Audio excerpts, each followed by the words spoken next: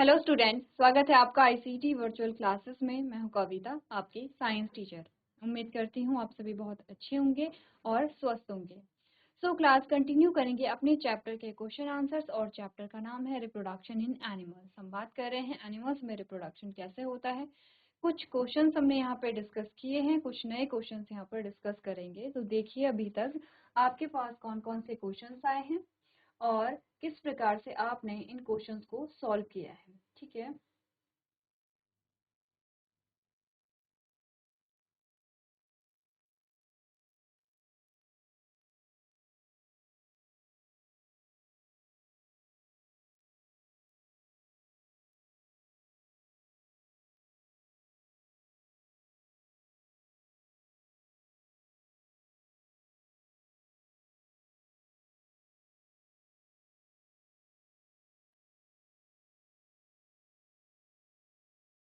जो आपके previous questions है वो आपको इसीलिए दिखाए जा रहे हैं कि आप लोग यहाँ पर रिवीजन करेंगे। ठीक है, ये कौन कौन से टॉपिक आपने यहाँ पर डिस्कस किए हैं। चलिए, तो क्वेश्चन नंबर 7 आपके प्रीवियस लेक्चर का लास्ट क्वेश्चन था। आज इसके बाद जो हमारे पास नए क्वेश्चंस आएंगे। अच्छा, एक और क्वेश्चन हमारे पास आता है।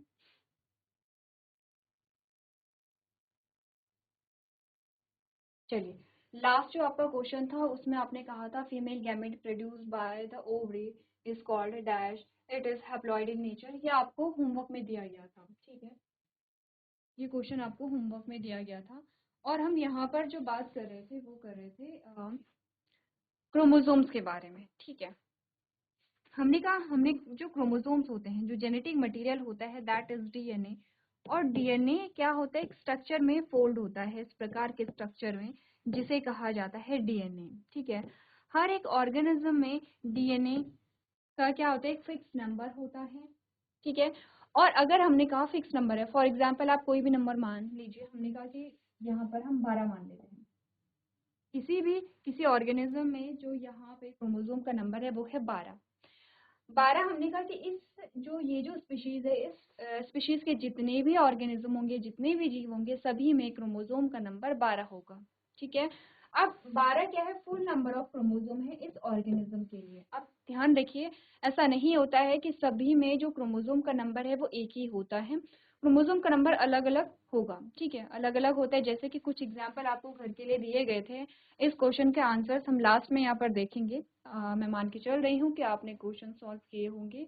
आपने देखा होगा एलिफेंट में जो क्रोमोसोम का नंबर है वो कुछ और है, ह्यूमंस में कुछ और है, और जो चींटियां होती हैं उनमें कुछ और होता है।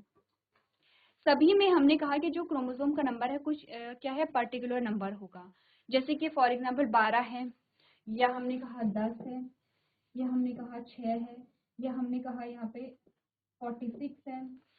अब ये जो पूरे नंबर हमारे पास आते हैं, हमने कहा ये पूरे नंबर हैं, क्रोमोसोम के फुल नंबर हैं, तो हम कहते हैं कि ये कैसे हैं, ये क्या है, डिप्लॉइड है। डिप्लॉइड, ठीक है, डिप्लॉइड।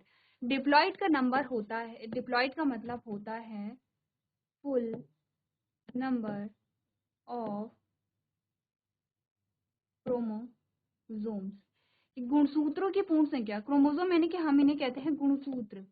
अच्छा, ध्यान दीजिए एक और चीज, गुणसूत्र हमेशा, जो गुणसूत्र होते हैं वो हमेशा क्या होते हैं, पैर में होते हैं, जोड़े में होते हैं। जैसे कि 6 को मैं लिख सकती हूँ और 12 को मैं लिख सकती हूँ 6 जोड़ी, 10 को मैं लिख सकती हूँ 5 जोड़ी, 6 को मैं लिख सकती हूँ 3 जोड़ी, 46 को मैं लिख सकती हूँ 22 जोड़ी। ठीक है, तो ये हमेशा जोड़े में होते हैं। जिस भी जहाँ भी मतलब जो भी आप देखेंगे क्रोमोसोम जो है वो हमेशा जोड़े में होंगे। ठीक है, अब हमने कहा कि जो गुणसूत्र हैं इनकी पूर्ण संख्या जो होती है उसे हम कहते हैं डिप्लॉइड।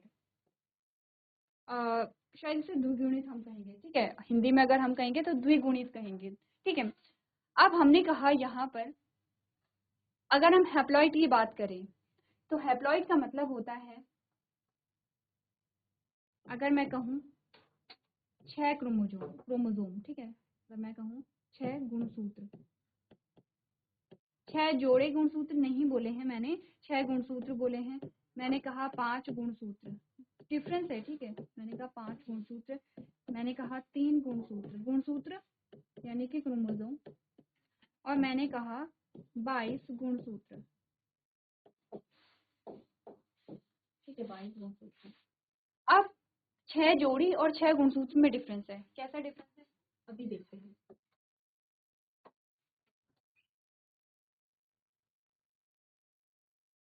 छोटा एग्जाम्पल लेते हैं हम यहाँ पर, ये एग्जाम्पल ले लेते हैं। कौन सा वाला? 6 क्रोमोसोम या 3 जोड़ी क्रोमोसोम या 3 क्रोमोसोम, ठीक है।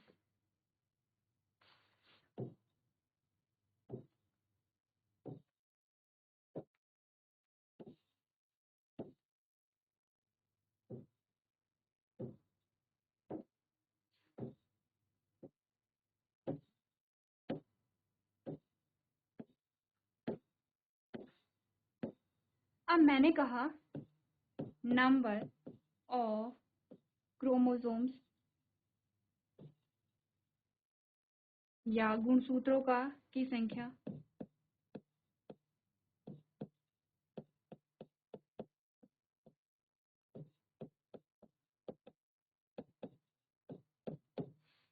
या मैंने कहा पेयर ऑफ क्रोमोसोम गुणसूत्रों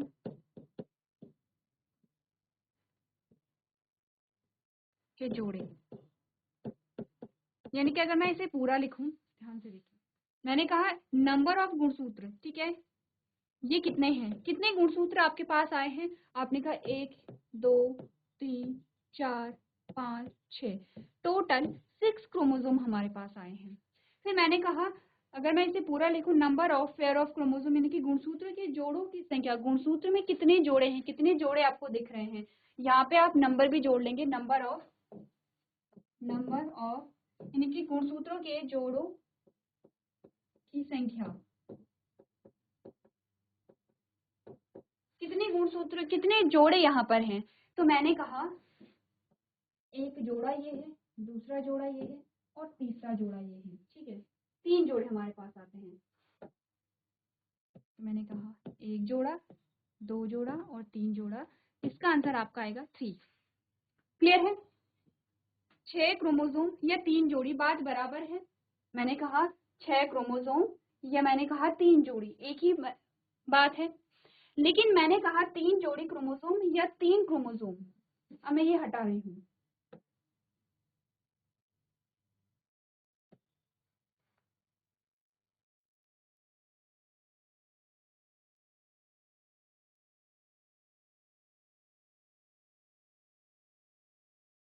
चलिए, मैंने कहा यहाँ पर पैर बना लेते हैं। पहला जोड़ा ये है, दूसरा जोड़ा ये है, तीसरा जोड़ा ये है। मैंने यहाँ पर कहा है कि ये क्या है, 3 पेयर्स ऑफ क्रोमोसोम है, 3 पेयर्स ऑफ क्रोमोसोम्स, यानी कि गुणसूत्रों के क्या हैं, 3 जोड़े हैं। या मैं कहूँ एक क्रोमोसोम, दूसरा क्रोमोसोम, तीसरा क्रोमोसोम। क्रोमोसोम का नंबर कितना है यहाँ पर? एक क्रोमोसोम है, दूसरा है और तीसरा है। तो यहाँ पर क्या है, नंबर ऑफ क्रोमोसोम। ये डिफरेंस है, 3 जोड़ी, ये 3 जोड़ी क्रोमोसोम है या 3 जोड़ी गुणसूत्र हैं, ये 3 गुणसूत्र हैं। ये सेम जो चीजें आपको यहाँ पे दिख रही हैं, 6 जोड़ी और 6 गुणसूत्र में क्या डिफरेंस है, 5 जोड़ी और 5 गुणसूत्र में क्या डिफरेंस है, 3 जोड़ी और 3 गुणसूत्रों में क्या डिफरेंस है। जोड़ी का मतलब होता है कि पेयर, जोड़े, 3 जोड़े, 3 जोड़ी का मतलब होता है कि यहाँ पर एक जोड़े में कितने क्रोमोसोम है, 2 जोड़े हैं, तो 3 में कितने होंगे, आपने कहा 6 इंटू 2 कितने होंगे, 6 होंगे। तो इसी प्रकार से मैंने कहा कि अगर आपके पास इस प्रकार से है, जैसे कि 12 क्रोमोसोम है, लेकिन आपको इतना पता होना चाहिए कि टोटल नंबर कितना होता है यहाँ पर किसी भी जीव में, किसी भी प्रजाति में।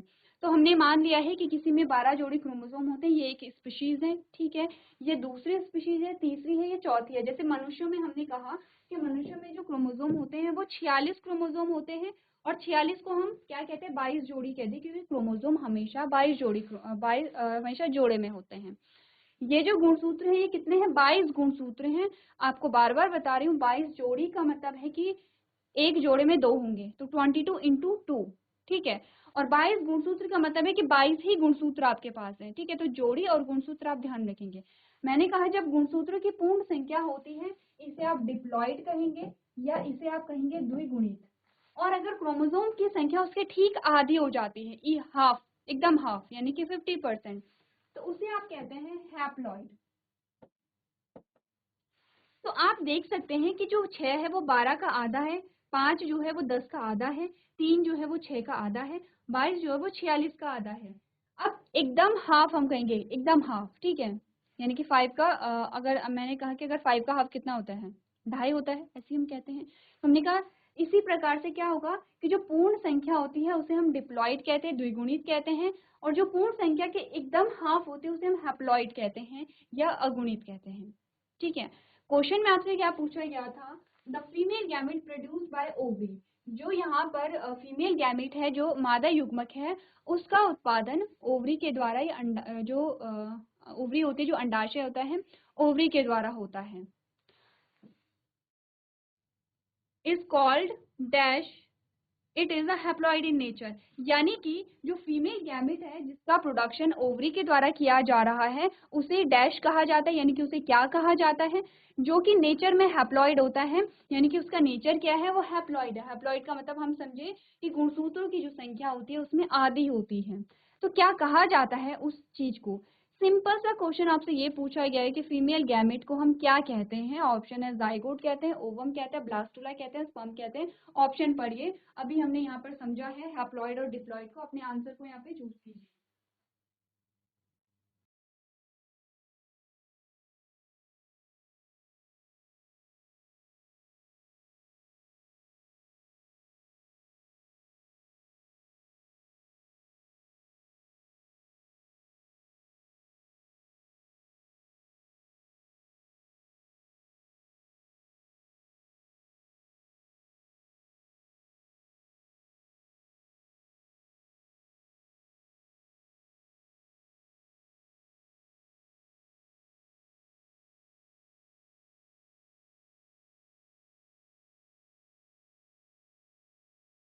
चलिए, तो आपने यहाँ पर देखा होगा, और अगर हम क्या करेंगे, एक एक ऑप्शन को देखेंगे, तो हमने क्या कहा, सबसे पहले आप ये समझिए कि इनमें से जाइगोट कौन सा है, ठीक है। इनमें से गैमीट कौन सा है, ठीक है। तो हमने कहा जाइगोट क्या है, गैमीट नहीं है। जाइगोट का जो निर्माण होता है वो गैमीट्स के द्वारा होता है, ठीक है। तो जाइगोट आपने कहा एक क्या है, सेल है, सिंगल सेल है जिसका निर्माण जाइगोट के फ्यूजन के द्वारा होगा। ब्लास्टुला क्या है, आपने कहा जाइगोट के बाद के जो स्टेजेस है उनमें आता है ब्लास्टुला। स्पर्म हम कहेंगे, हमने कहा ये क्या है, ये गैमेट है, लेकिन किस प्रकार का गैमेट है, मेल गैमेट। ऑप्शन आपका क्या बचा, ऑप्शन नंबर बी आपका बचा है, जिसका नाम है ओवम, ठीक है। सिंपल सा क्वेश्चन ये था आपसे कि ये बताइए कि जो फीमेल गैमेट है इसे तो हम नॉर्मली कहते हैं, लेकिन एक्चुअली में फीमेल गैमेट का नाम क्या है वो आपको यहाँ पे बताना था। आपने कहा ऑप्शन नंबर बी आपका करेक्ट आंसर है, इसे कहते हैं ओवम। तो फीमेल गैमेट का नाम होता है, ठीक है, जैसे मेल गैमेट का नाम होगा वैसे ही फीमेल गैमेट का भी हमारे पास नाम आता है। चलिए, आपने कहा नेक्स्ट क्वेश्चन है, which of the following is the site of fertilization in humans. मनुष्यों में फर्टिलाइजेशन की साइट क्या है, यानी कि मनुष्यों में जो फर्टिलाइजेशन है, निषेचन है, वो कहाँ पर होता है। इस क्वेश्चन का आंसर क्या करना है, आपको यहाँ पे सॉल्व करना है। इजी क्वेश्चन है, बहुत बार हम डायग्राम बनाते हैं। तो हमने कहा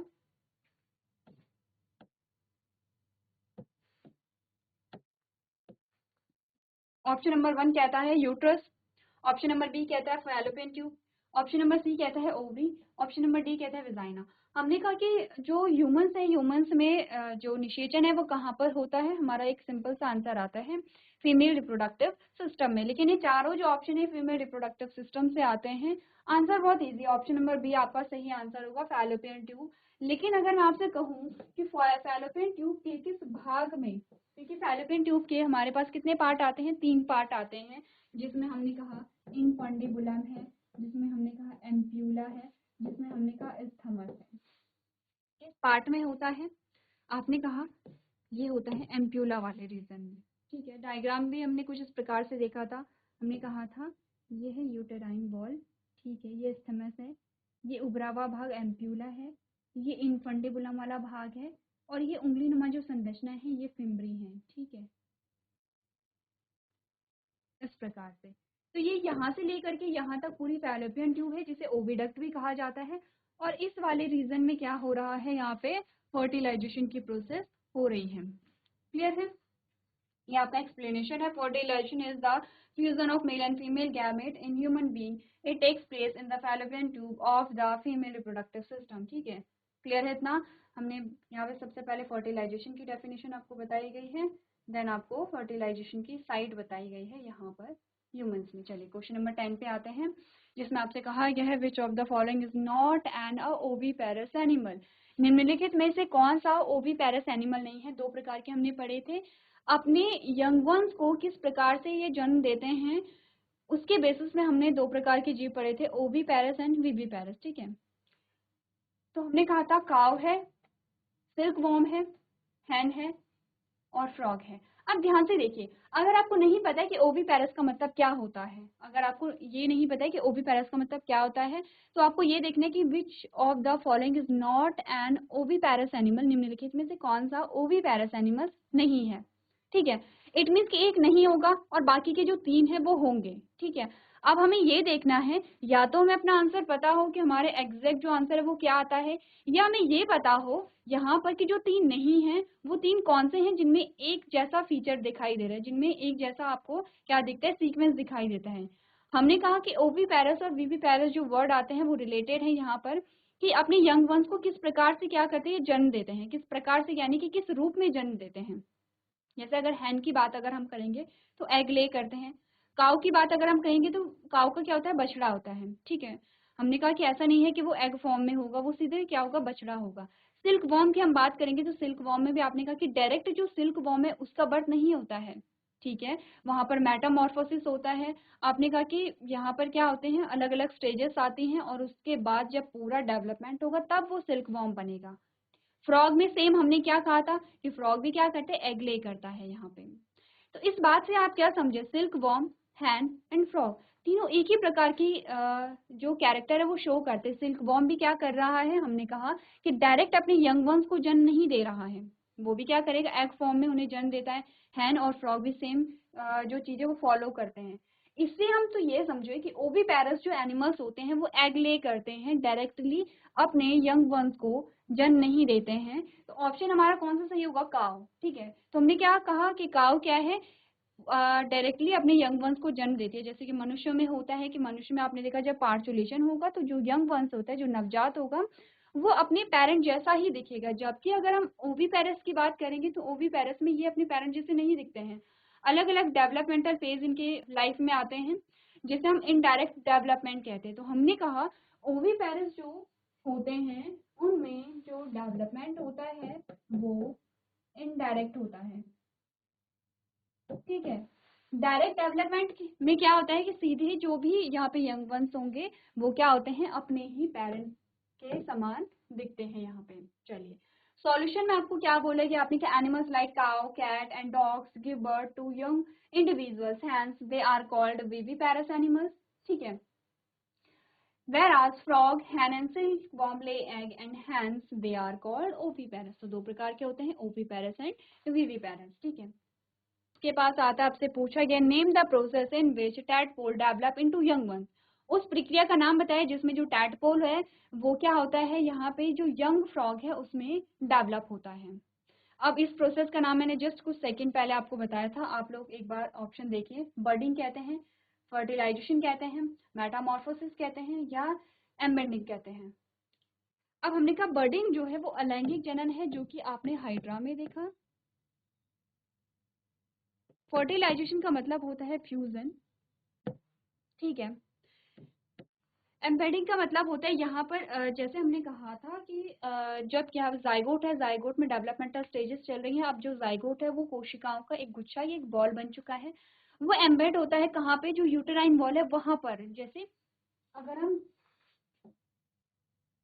यहाँ से फैलोपियन ट्यूब है, इस प्रकार से ये फैलोपियन ट्यूब है, ये यूट्रस है, ठीक है, यूट्रस है। और ये यूटेराइन, 3 वॉल होती हैं यूटेराइन की, सबसे इनर जो है वो एंडोमेट्रियम है। अब यहाँ पर हमने कहा एम्प्यूला वाले रीजन में क्या हो गया, फर्टिलाइजेशन हो गया, ये है जाइगोट का फॉर्मेशन। जैसे जैसे जाइगोट इधर की ओर आएगा वैसे वैसे उसमें डेवलपमेंट होंगे। अब ये कोशिकाओं की एक बॉल है।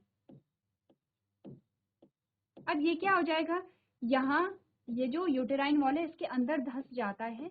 इस प्रक्रिया को इम्प्लांटेशन कहते हैं। और हम ये कह सकते हैं कि एम्बेड हो रहा है, ठीक है, यानी कि अंदर को धंस रहा है, तो हमने कहा एम्बेडिंग कहेंगे इसे। प्रोसेस में क्या हो रहा है कि जो टैडपोल है वो डेवलप हो रहा है, तो यहाँ पे बर्डिंग तो नहीं होगी, रिप्रोडक्शन नहीं हो रहा है, डेवलपमेंट हो रहा है यहाँ पे, ठीक है, किसी प्रकार का फ्यूजन नहीं हो रहा है। तो हमने कहा ये एम्बेड भी कहीं नहीं हो रहा है, तो हमने कहा कि एक प्रोसेस का नाम कुछ देर पहले मैंने आपको बोला था कि जब क्या होता है, जो ओवी पैरस होते हैं जो एग ले करते हैं, ठीक है, और जो एग होता है वो एग जब हैच होता है उसके बाद अलग अलग डेवलपमेंटल स्टेजेस आती हैं, और उसके बाद जब वो मैच्योर हो जाते हैं तो वो अपने पेरेंट्स के जैसे दिखते हैं। इस पूरी प्रोसेस को हम कहते हैं मेटामॉर्फोसिस, ठीक है, क्या कहेंगे इसे, मेटामॉर्फोसिस कहेंगे। ऑप्शन नंबर सी आपका करेक्ट आंसर होगा। आगे बढ़ते हैं और सॉल्यूशन को देखते हैं। सॉल्यूशन को पढ़िए, क्या बोला गया है आपको। आपने कहा that the transformation of the larva into adult through the drastic changes is called a metamorphosis. Frog, butterfly, silkworm, etc. undergoes metamorphosis. ठीक है, आगे बढ़ते हैं। आपने कहा the male gamete is called the male gamete को आप क्या कहते हैं, zygote कहते हैं, sperm कहते हैं, eggs कहते हैं, या ovaries कहते हैं। ऑप्शन नंबर बी आपका यहाँ पे करेक्ट आंसर होगा। क्वेश्चन नंबर 13 देखिए, the process by which organism makes copies of themselves is called. बहुत इजी क्वेश्चन है, ये आप लोग खुद इसे सॉल्व करेंगे कि उस प्रक्रिया का नाम बताइए जिसमें कोई भी जो जीव है वो अपनी कॉपीज बना रहा है, अपनी ही समान नई संतति को क्या कर रहा है, उत्पन्न कर रहा है। रिप्रोडक्शन कहेंगे, ट्रांसपिरेशन कहेंगे, रेस्पिरेशन कहेंगे, या फोटोसिंथेसिस कहेंगे। ध्यान से पढ़िए और अपने क्वेश्चन को सॉल्व कीजिए।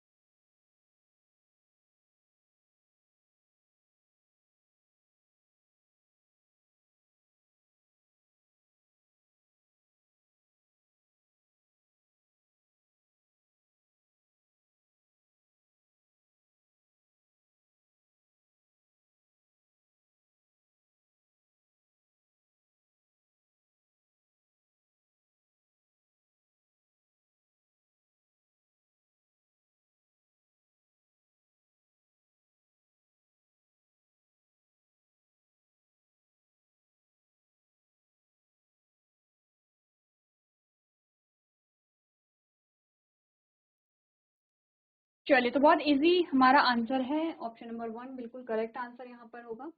ठीक है, सॉल्यूशन क्या है, the process by which an organism produces it's young ones is called a reproduction. Reproduction is a key factor which play a major role in the continuation of any species. ठीक है, same आपको क्या है definition यहाँ पे बताई गई है।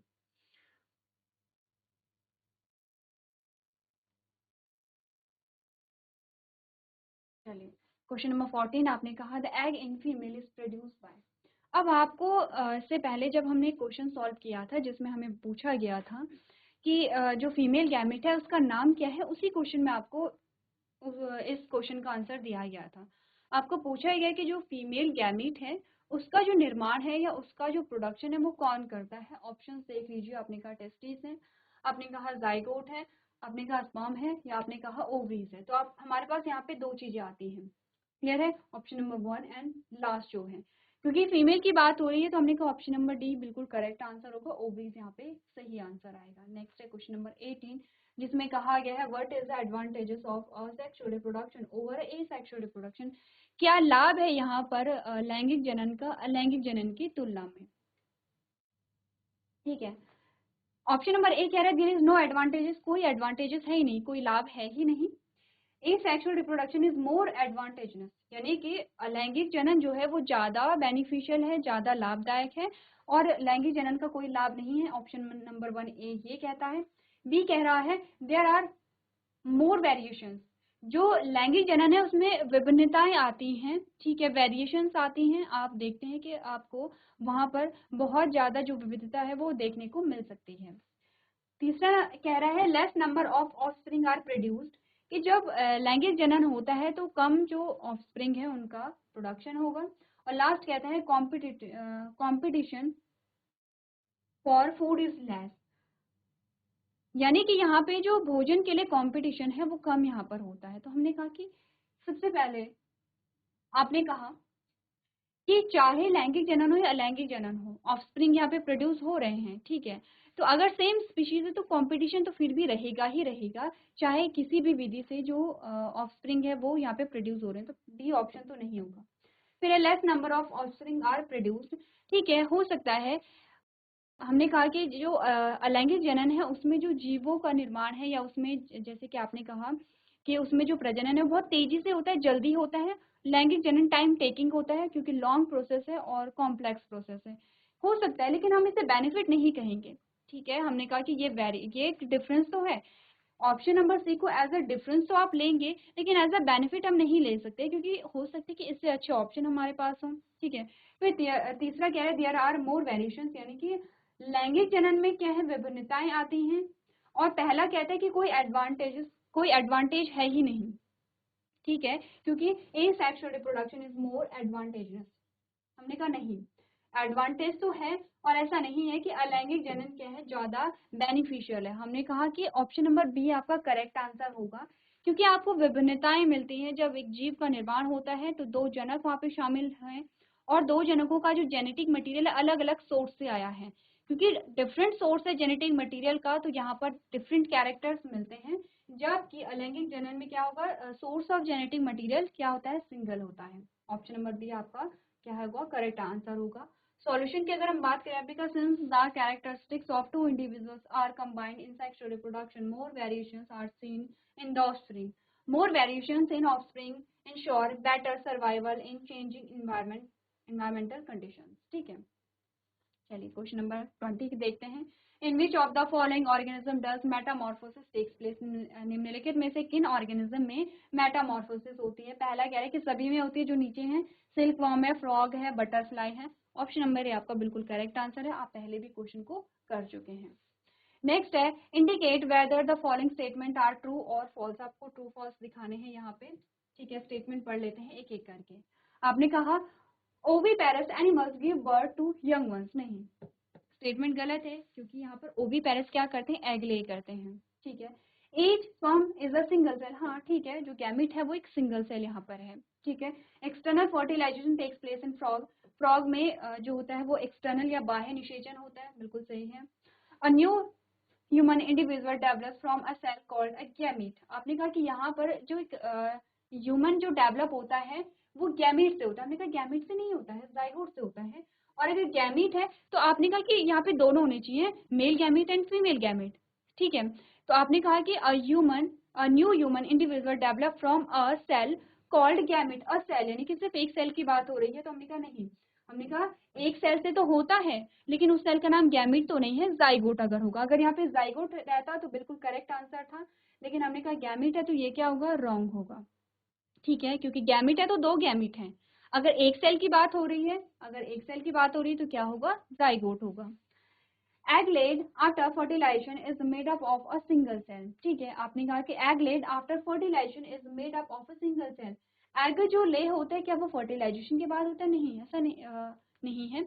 अगर हम गैमीट की बात कर रहे हैं तो ऐसा नहीं होगा, लेकिन अगर हम पार्चुलेशन की बात कर रहे हैं तो यहाँ पर क्या होगा, जो एग है वो फर्टिलाइजेशन के बाद क्या होगा, ले होगा। अमीबा रिप्रोड्यूस बाय बर्डिंग, हमने कहा नहीं, बर्डिंग के थ्रू तो यहाँ पे रिप्रोडक्शन नहीं होगा। नेक्स्ट है fertilization is necessary even in asexual reproduction. आपने कहा यहाँ पर फर्टिलाइजेशन नेसेसरी है, किसमें, अलैंगिक जनन में भी नहीं, अलैंगिक जनन में फर्टिलाइजेशन नहीं होगा। Binary fission is a method of a asexual reproduction, बिल्कुल सही बात है, बाइनरी फिजन अलैंगिक जनन का प्रकार है। नेक्स्ट है a zygote is formed as a result of fertilisation, ठीक है, बिल्कुल सही है कि ज़ाइगोट जो है वो फर्टिलाइजेशन का ही रिजल्ट है। And embryo is made up of a single cell, जो एम्ब्रियो का निर्माण होता है वो एक सिंगल सेल से होता है। हाँ, जो ज़ाइगोट है, ज़ाइगोट में डेवलपमेंट होते रहेंगे और क्या होगा, फिर एम्ब्रियो का फॉर्मेशन होगा। लेकिन जब एम्ब्रियो बन जाता है तो अब वो सिंगल सेल नहीं है, ठीक है। जो एम्ब्रियो है is made up of a single cell, जो एम्ब्रियो वो एक कोशिका से बना हुआ है नहीं। एम्ब्रियो बहुत सारे, एम्ब्रियो का जो डेवलपमेंट जब स्टार्ट हुआ था तो एक सेल से हुआ था, बट अब एम्ब्रियो जो है वो मल्टी सेलुलर है, यूनिसेलुलर नहीं है, बहुकोशिकीय नहीं है, ठीक है। तो चलिए एक बार स्टेटमेंट पढ़ लीजिए और इन्हें अपनी कॉपी में नोट कर लीजिए।